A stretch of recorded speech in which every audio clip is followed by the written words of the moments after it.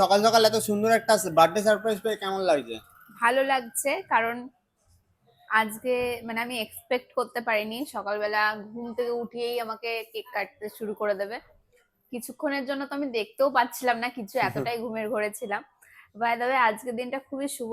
Obviously আমার জন্মদিন, সেই জন্যই, কিন্তু তার সাথে সাথেও আজকে দেব দীপাবলি, আরো কিছু আহ, ও রাজ পূর্ণিমা, সব এক কিছু একসাথে পড়েছে, সবকিছু একসাথে।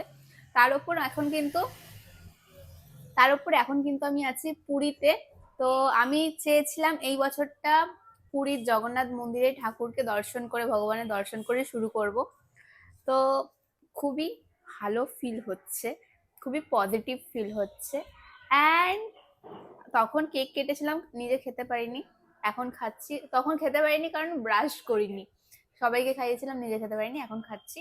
So happy birthday to me.